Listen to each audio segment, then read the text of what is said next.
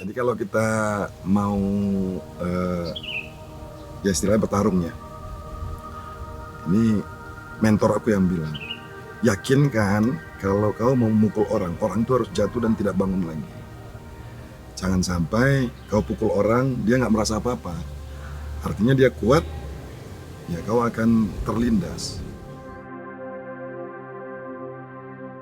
Ya nggak tahu itu dibilang gagal atau enggak, tapi ya namanya perjalanan hidup ya.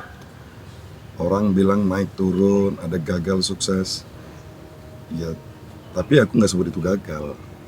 Ya karena belum tercapai aja objektif. Kan gitu aja. Yang penting dilakukan. Iya kan? Bukan karena kita mau mencapai sesuatu terus kemudian tidak sampai ke tujuan dibilang gagal. Karena faktor-faktor kan banyak. Kita nyiapkan diri, tapi ada dari eksternal yang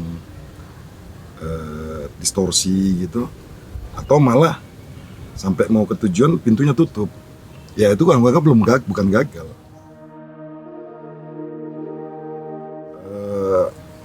Bukan berdasarkan kadar ya.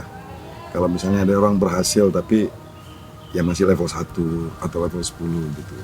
Tapi kalau sudah sampai apa yang ditargetkan itu, ya aku anggap udah berhasil. Banyak misalnya karena sering ikut ini ya, organisasi. Kadang-kadang kan kita udah set up nih perencanaan. Nah, ada step-stepnya sampai pelaksanaan. Nah, mungkin target kita misalnya pesertanya 200 orang, ya ternyata cuma 20. Aku anggap juga itu sudah berhasil. Paling tidak sampai penyelenggaraan, kecuali kalau dia tidak jadi penyelenggaraannya. Nah, dan itu karena bukan dari persiapan kita. Buat aku enggak sih ya, karena lebih mengalir. Malah banyak yang pencapaian-pencapaian itu bukan yang aku anggap yang dimimpikan atau diharapkan. Sama seperti pencapaian sekarang ini, nggak pernah bermimpi misalnya jadi komisaris. Nggak tahu tuh komisaris apa dulu waktu di PTPN kan. Ya ini tiba-tiba ya dipanggil gitu. Kan memang kita juga lihat mekanisme kan, nggak ada orang melamar jadi komisaris misalnya.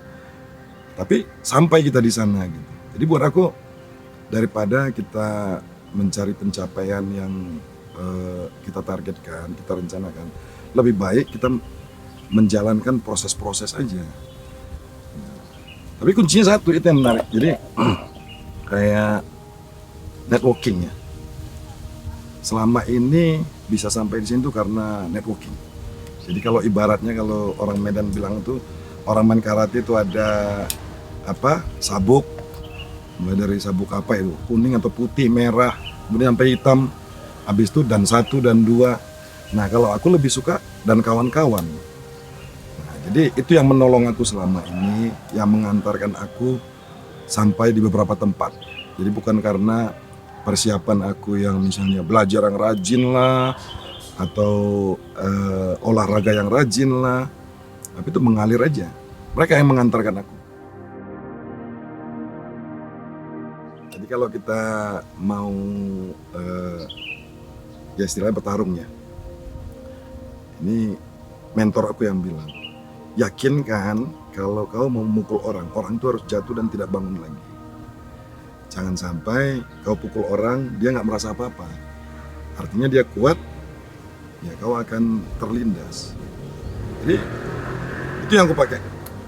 Jadi aku berhitung kalau misalnya mau bertarung.